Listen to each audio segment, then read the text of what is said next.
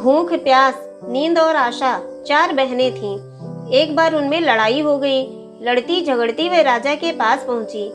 एक ने कहा मैं बड़ी हूँ, दूसरी ने कहा मैं बड़ी हूँ, तीसरी ने कहा मैं बड़ी हूँ, चौथी ने भी कहा मैं बड़ी हूँ। सबसे पहले राजा ने भूख से पूछा, क्यों बहन, तुम कैसे बड़ी हो?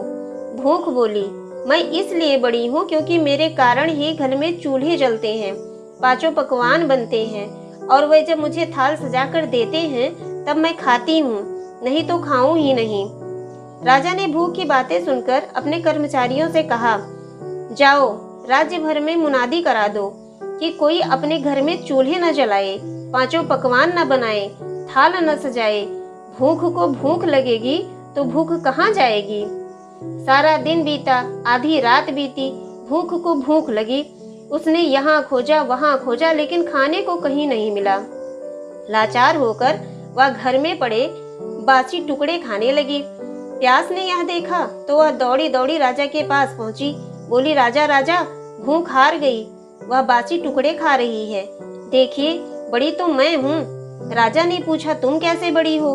प्यास बोली, मैं बड़ी हूँ क्योंकि मेरे कारण ही लोग कुएं तालाब बनवाते हैं, बढ़िया बर्तनों में भरकर पानी रखते हैं, और वह जब मुझे गिलास भरकर देते हैं तब मैं उसे पीती हूँ, नहीं तो पीऊँ ही नहीं।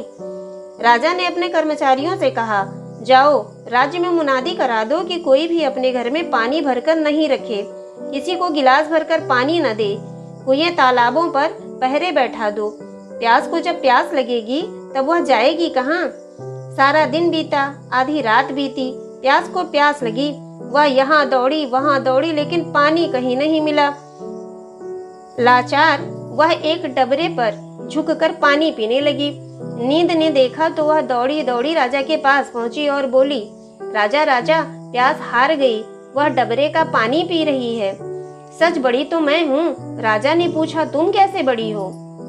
नींद बोली, मैं ऐसे बड़ी हूँ कि लोग मेरे लिए पलंग बिछवाते हैं, उस पर बिस्तर लगवाते हैं, और जब मुझे बिस्तर बिछाकर देते हैं तब मैं सोती हूँ, नहीं तो सोऊं ही नहीं। राजा ने अपने कर्मचारियों से कहा, जाओ राज्य भर में यह मुनादी करा दो, कोई पलंग न बनवाए, उस पर गद्दे न डलवाए और न बिस्तर बिछाकर रखे। नींद को जब नींद आएगी तो वह जाएगी कहाँ? सारा दिन बीता, आधी रात बीती, नींद को नींद आने लगी।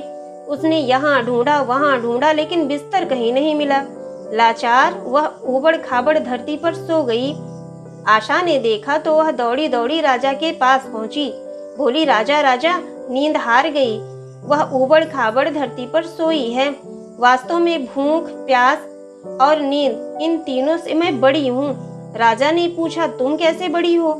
आशा बोली, मैं इसलिए बड़ी हूँ क्योंकि मेरी खातिर ही काम करते हैं, नौकरी धंधा मेहनत और मजदूरी करते हैं, लोग परेशानियां उठाते हैं, लेकिन आशा के दीप को बुझने नहीं देते हैं।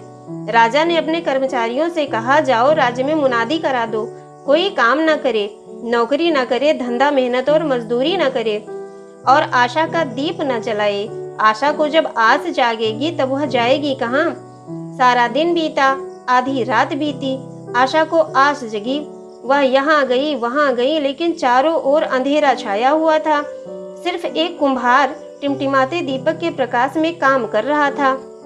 वह वहां जाकर टिक गई और राजा ने देखा उसका सोने का दिया, रुपए की बाती तथा कंचन का महल बन गया। जैसे उस कुम्हार की आशा पूरी हुई, वैसी ही ईश्वर सबकी आशा पूरी करे। मनुष्य की आशा ही उसे आगे बढ़ने व कुछ अच्छा करने की प्रेरणा देती है। आशाएं सदैव बनाकर रखिए।